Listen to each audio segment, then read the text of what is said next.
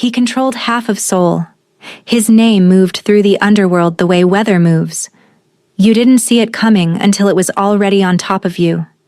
His mother's home was one of the most protected addresses in the city. So when the call came at 2 a.m, "Come now, it's bad," he didn't believe it.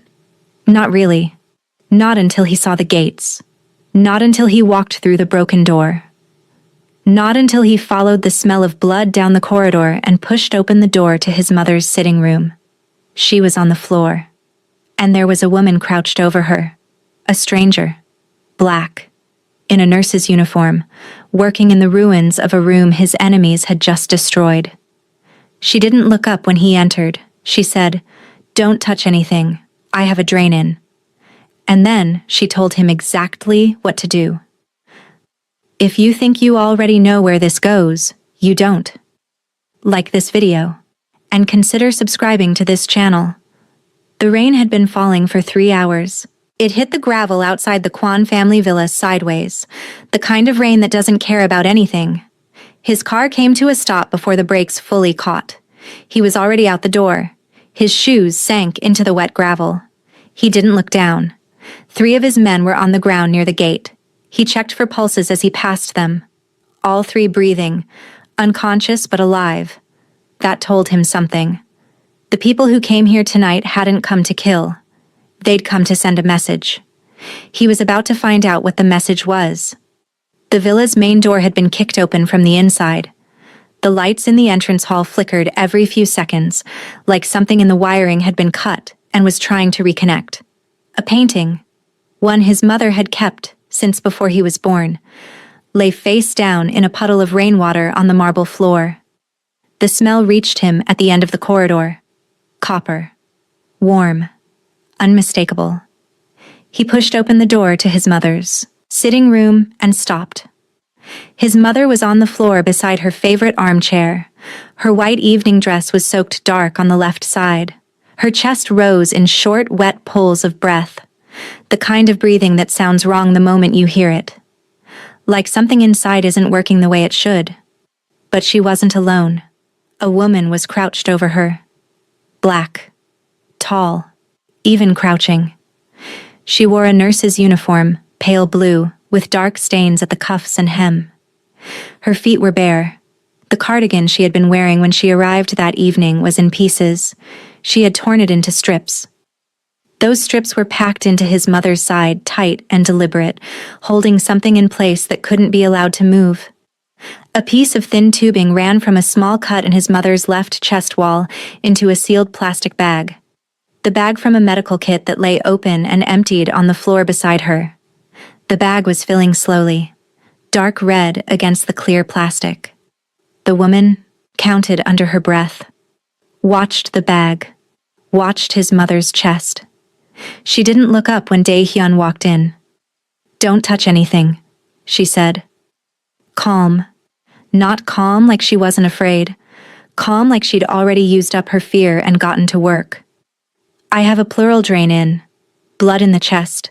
If she's moved wrong, the drain dislodges." "Who are you?" "Zola Mensah, agency nurse, evening shift." Her hands didn't stop moving. "I was still here when they came through the back entrance. I hid in the bathroom. When they left, I came out and found her." "Why didn't you run?" She looked up at him then. Brown eyes. Steady. Carrying a tiredness that had nothing to do with tonight and everything to do with having made the same choice. To stay, to work, to not look away. Many times before. Because she was still breathing, Zola said, "I'm a nurse." She said it the way someone states a fact. Not a defense, not a declaration. Just the reason, the only reason. Dae-hyun crossed the room, crouched beside his mother, and looked at the makeshift drain. He'd seen a lot of things in his life.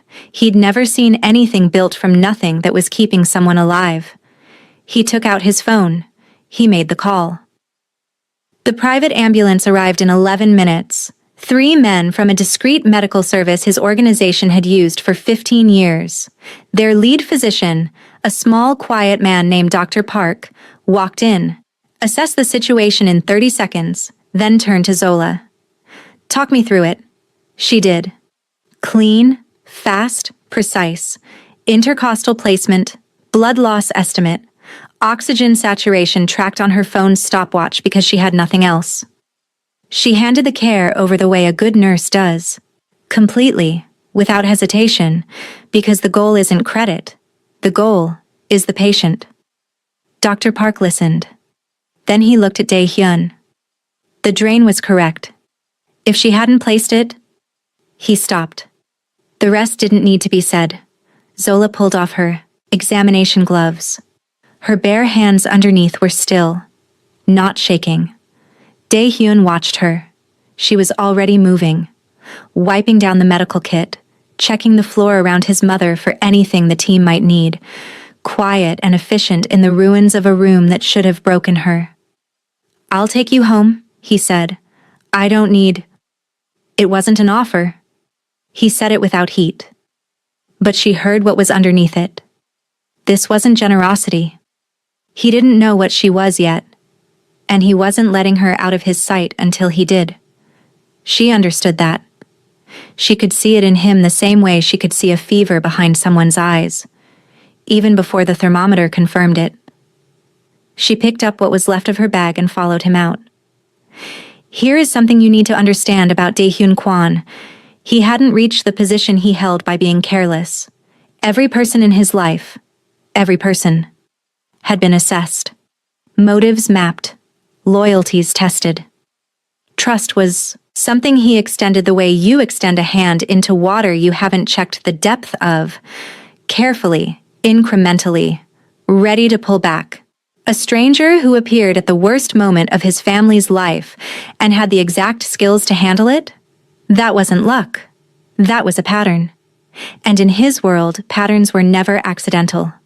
So while part of him recognized what Zola had done in that sitting room, another part of him, the part that had kept him alive for 30 years, filed it under the same category as everything else. Unknown.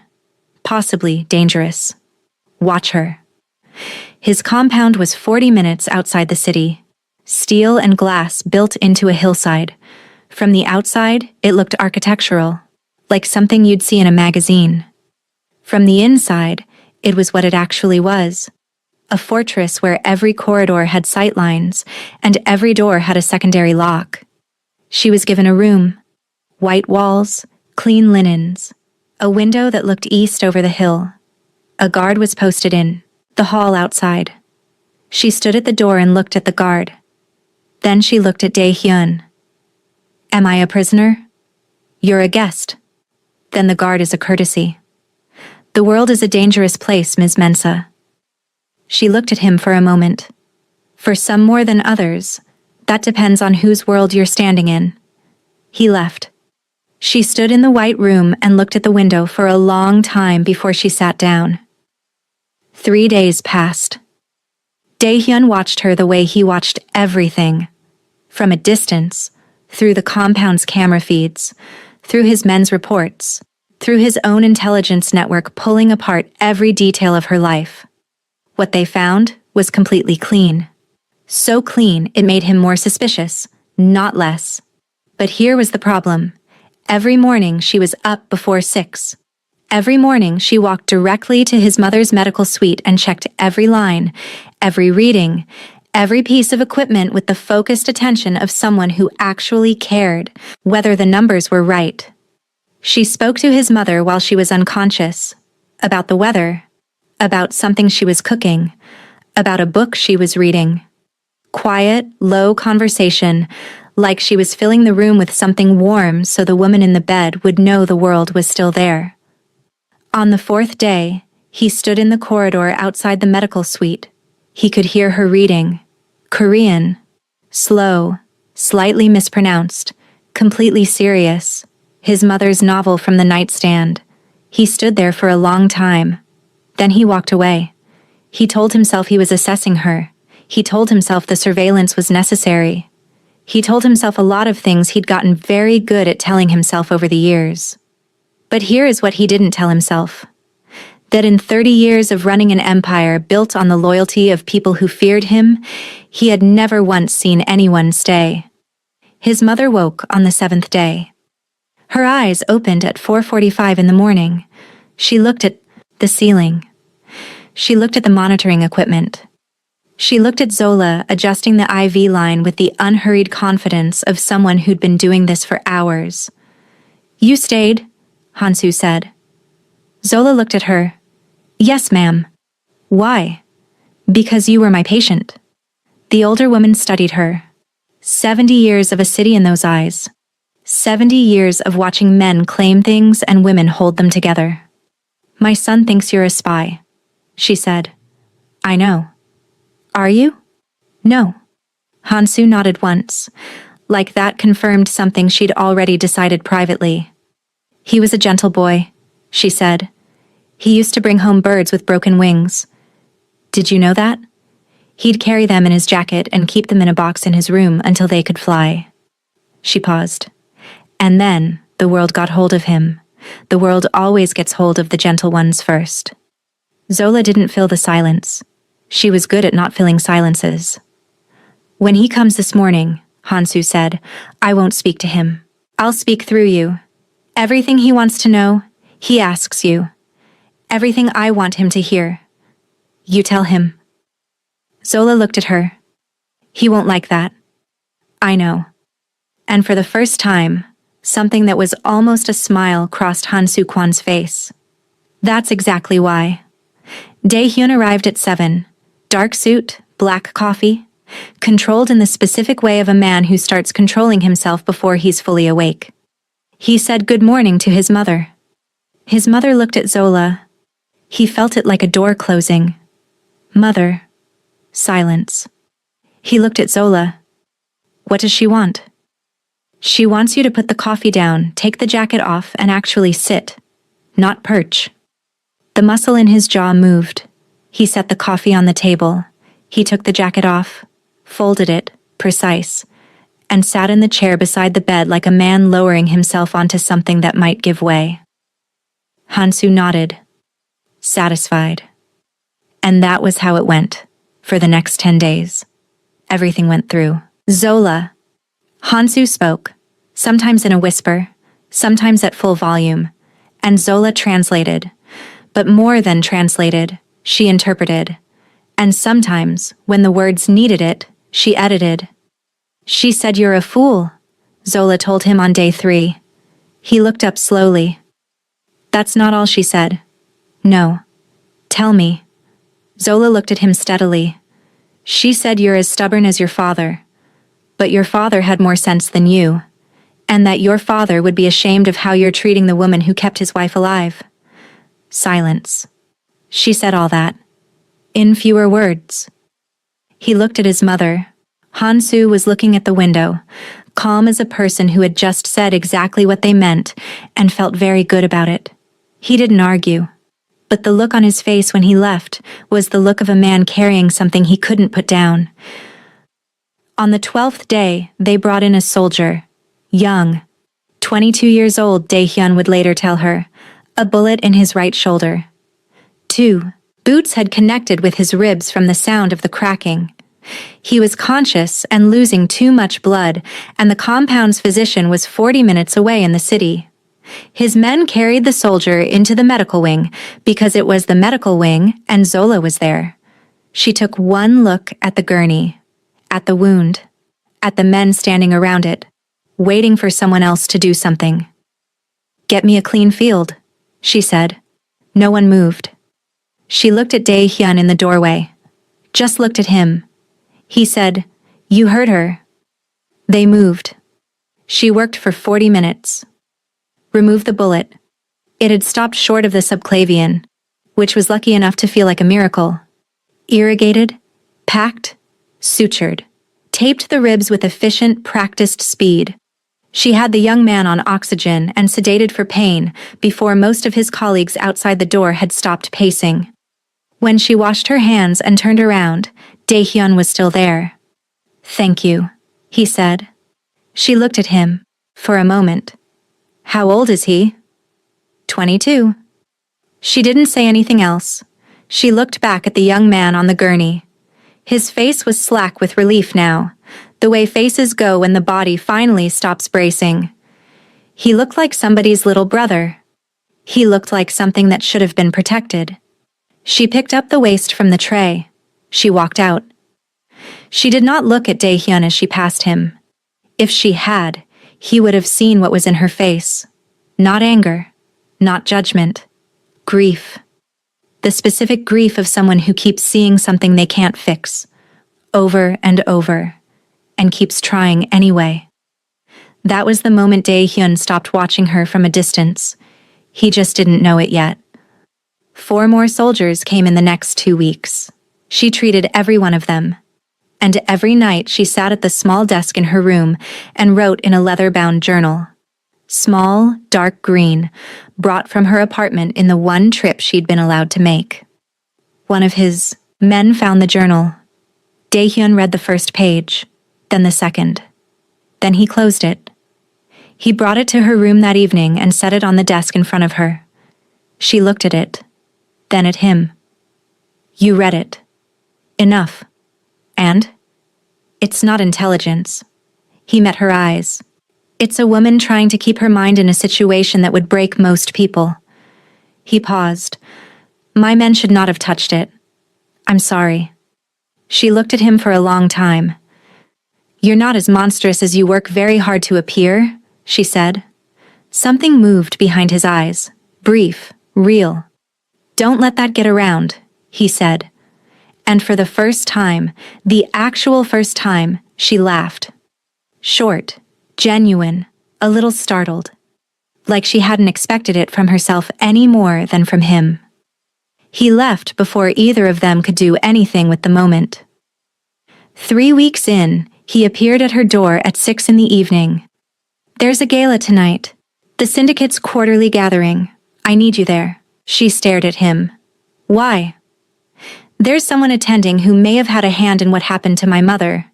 They'll be looking at me, not at a woman who doesn't belong. He paused. Your presence creates a distraction I can use. He wasn't telling her everything. She could see it the same way she could see when a patient was hiding pain, in what they didn't move, the very careful stillness of someone managing information.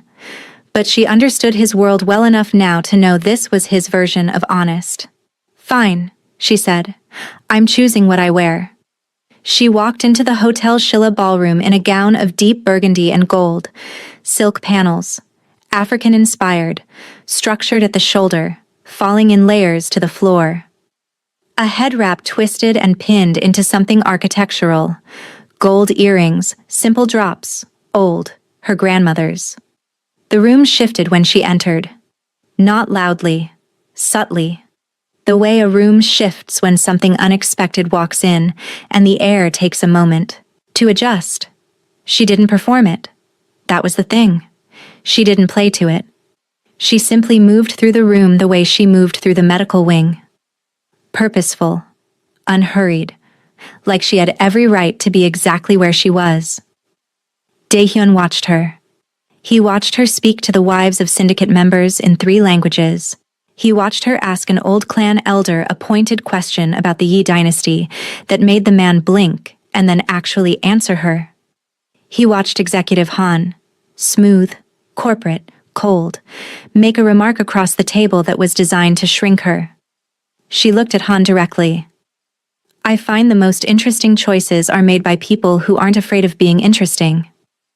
Then she turned back to the woman beside her without missing a beat. Here is what nobody in that room knew about Dae-hyun Kwon, including himself. He had never once wanted to protect a person because they were strong. He had protected people because they were useful, or because it was required, or because something valuable would be lost if he didn't. Watching Zola handle that room was the first time he understood there was a difference between protecting something fragile and standing beside something that didn't need him. He found that difference considerably more dangerous. They identified the assassin, a caterer with a false lanyard and a ceramic blade, in the 3rd hour. His men handled it in the manner such things were always handled. Quietly, completely, in a way that left no visible disruption to the evening.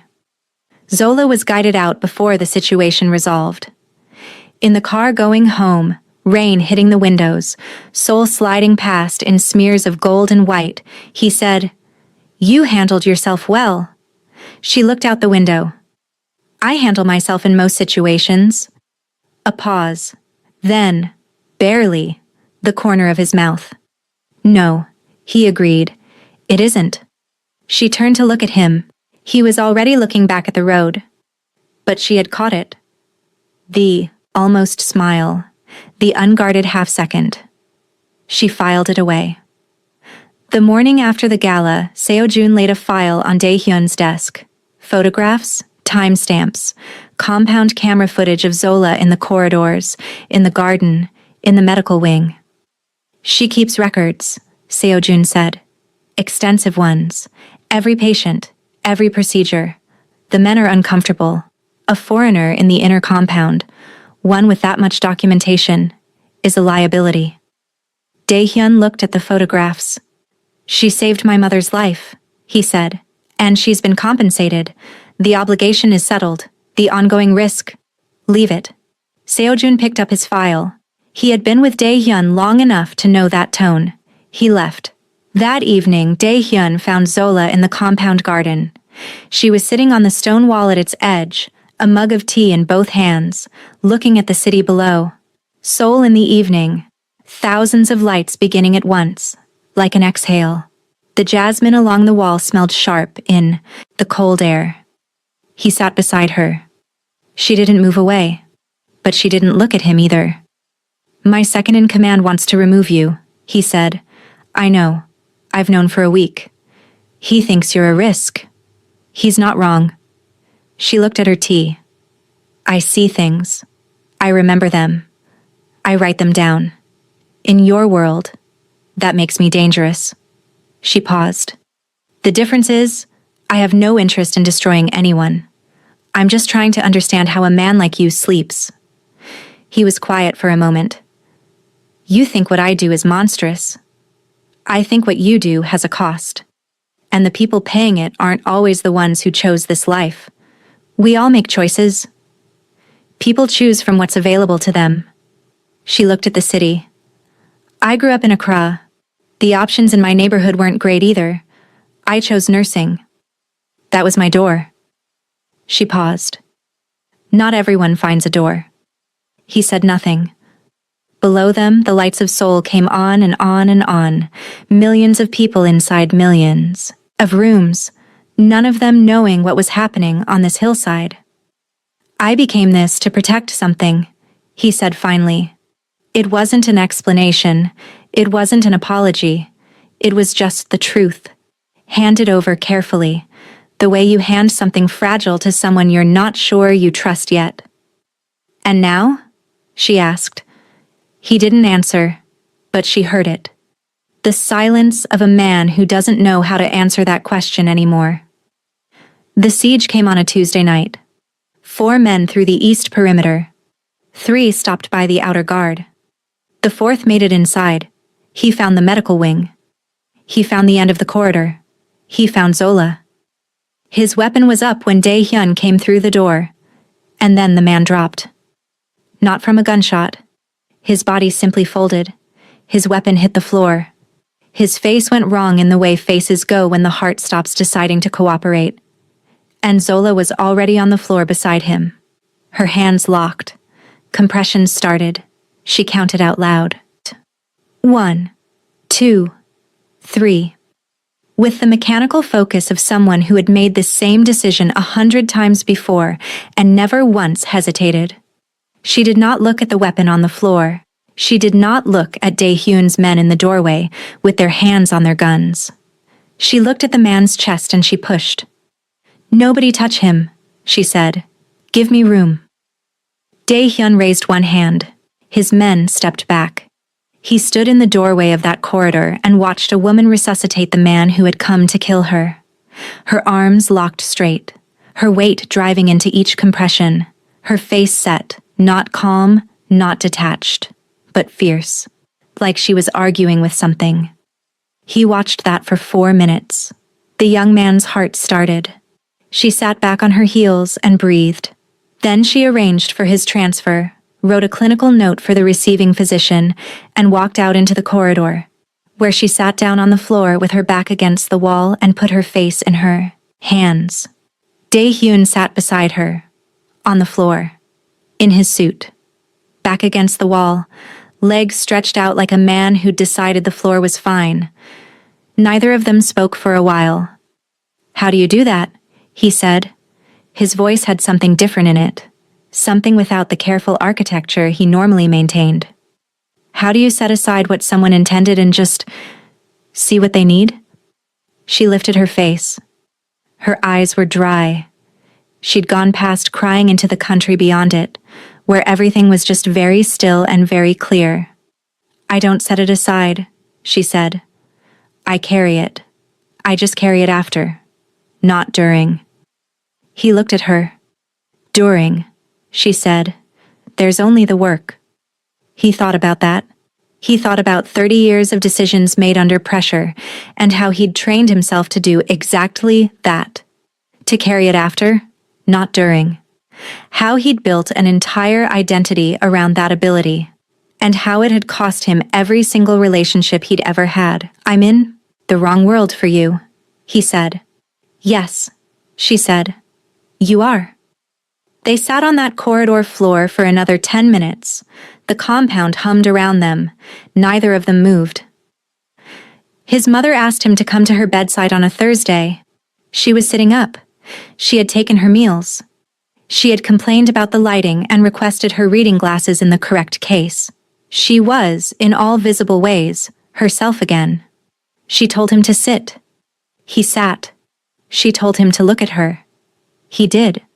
"The men who came to the villa," she began. "We know who sent them," he said. "We're handling it. You know who carried the order. You don't know who gave it." He went very still. "I gave it," she said. The room's quiet became a different kind of quiet. Zola stood at the monitoring station in the corner. She could have left. She'd been asked to stay. She stayed. Dae-hyun's face didn't change. This was the frightening thing about him. That when something hit hard enough, nothing showed. The pain went somewhere internal and airless where it couldn't reach the surface. Han-soo explained it cleanly. The security team had been instructed to stand down through a back channel she'd maintained since his father's time. The men who came, Councilman Oh's men, arranged in advance, briefed precisely on how far and no further, had been controlled. The entire attack had been a test. She'd needed to know how fast he moved. Whether the years had made him slow, whether he was ready to lead without her. There had been one element she hadn't planned. Zola. The shift was supposed to end at midnight. Zola had stayed late because Han-soo was restless. In all the calculation and staging of the night, one restless patient had changed everything. "You could have died," Dae-hyun said. His voice was flat. "If the timing had been different, if she hadn't been there, I calculated the risk. You cannot calculate everything." "Your father calculated it with me," she said. "When I was young, when I came into this family, he staged a crisis to see if I could hold. I did. He trusted me with everything after." She held his gaze. "I had to know, Dae-hyun. I had to know if you were ready." He stood up. He walked out. No raised voice, no broken door. He simply walked out of the room, through the corridor, down through the villa's lower level, and out into the night air of the courtyard. Cold, damp, smelling of stone and rain. Zola followed at a careful distance, 20 feet behind him, saying nothing. He stood with his hands at his sides and looked at the city below. She waited. This is what she understood about him now. That Dae-hyun Kwon had built his entire world around the idea that he could hold anything, that nothing could reach deep enough to crack the surface. He had built that capacity because he had to, because the world demanded it of him, because the alternative was to be broken open in front of people who would use it against him. And here was the crack. Not enemies, not loss. His mother. the one person he'd been holding the empire together for. After a long time, he made a sound. Quiet. Compressed. The sound of something too large for the opening it was trying to fit through. Zola walked forward and stood beside him. She didn't touch him. She didn't speak. She stood there in the cold courtyard air and was simply present. Like she had been beside his mother's bed, reading novels she couldn't fully pronounce, filling the room with something warm. Eventually, he said, "She still loves me?"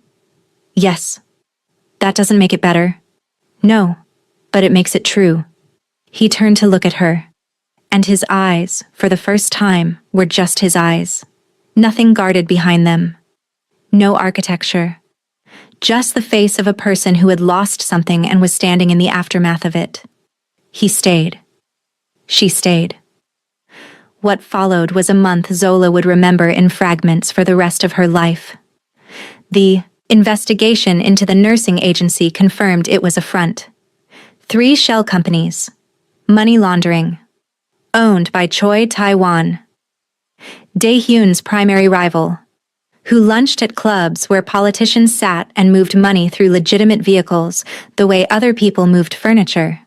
Nurse Min, the quiet colleague who had once lent Zola an umbrella in the rain, had been paid to alter the IV medications.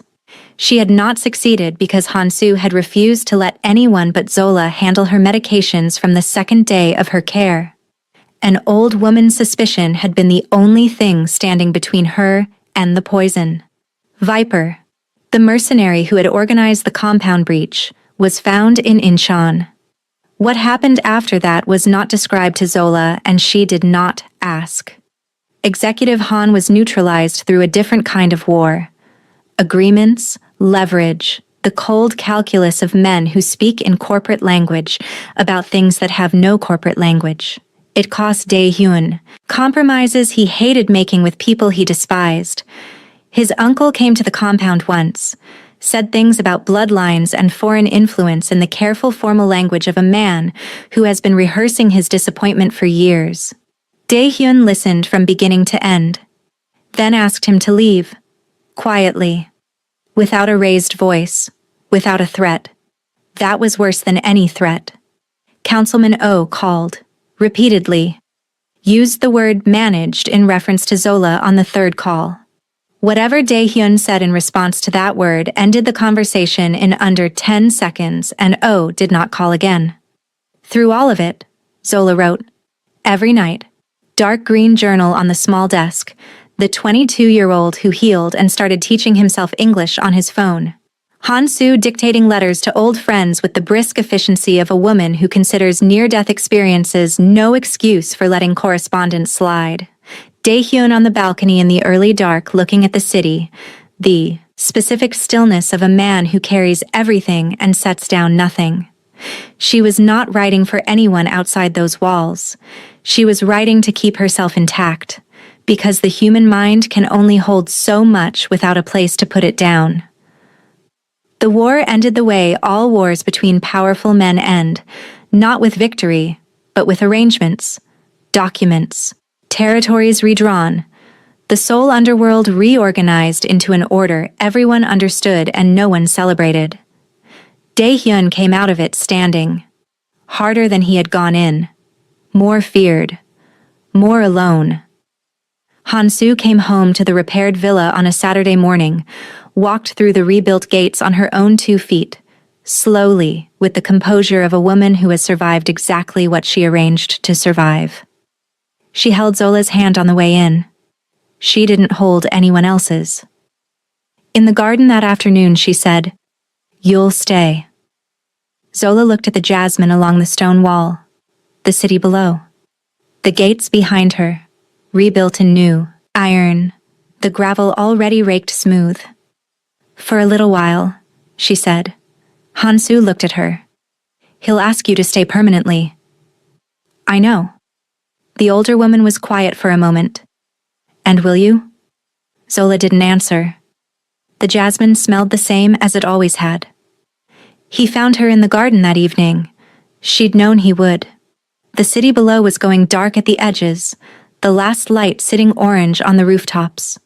The stone wall was cold under her hands. The air smelled of jasmine and damp stone and the particular cold of a city night beginning. He stood beside her. They looked at the city together for a long time without speaking.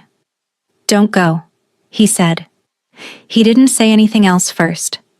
No lead-up, no careful phrasing, just those two words. The most powerful man in the Seoul underworld, reduced to 2 syllables. Dae-hyun.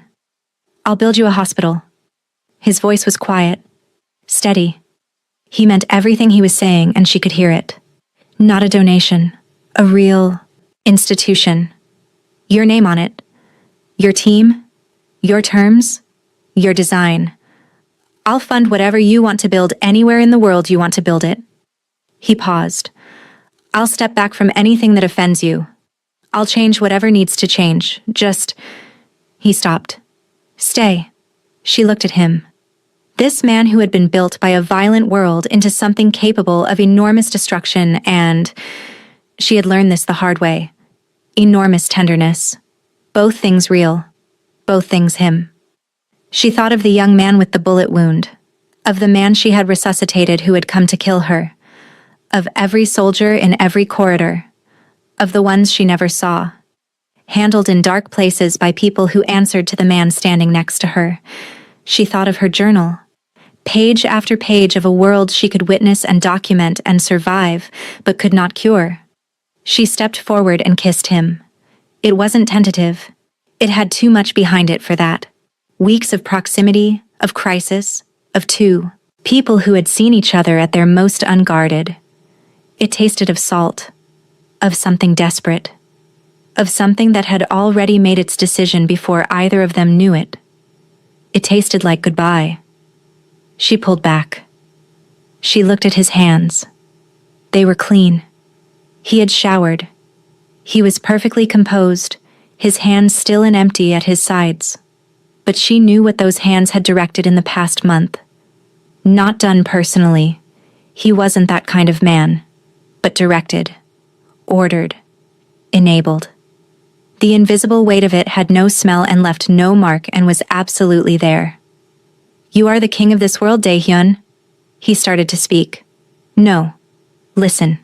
She kept her voice gentle. This wasn't cruelty. She had no cruelty for this man. "You were made for this. I have watched you for 2 months and I see it clearly, the way I see a body's condition clearly. The throne fits you. Not because you love what it costs, but because you're the only one in that room who takes the cost seriously, who counts what it breaks." She held his gaze. "But I belong to the other world, the one that counts the cost of yours. Zola. The hospital needs nurses, the people who never find their way to your compound, the ones who end up in the streets with no one to put them back together. They need what I do." She paused. "And I can't do it from inside these walls? You know that. And you can't leave them and be who they need you to be." She watched his face. "We both know that." He looked at her. The man who never let pain show had stopped trying to hide it. It was just there. Plain, human, real. The face of someone hearing a truth they cannot argue with, and knowing they cannot argue with it, and wishing it were otherwise. "You leave in the morning," he said, not a question. "Yes?" "I can't. No." He nodded. One slow movement. He looked at the city. His city. The city that had made him everything he was, and taken everything it wanted. He breathed. "Will you be safe?" he asked. "Out there." "I'll be fine." She almost smiled. "I can make a chest drain from IV tubing. I can handle most things." He looked at her, and he smiled. A real one. Brief, complete, reaching his eyes. The face under the face. The boy who used to carry injured birds in his jacket pockets. Who lived somewhere inside the man the world had made him into. She kept it the way she kept things she needed. Carefully. In a place that would last. "Good night, Dae-hyun." "Good night, Zola." She was gone by 6 the next morning.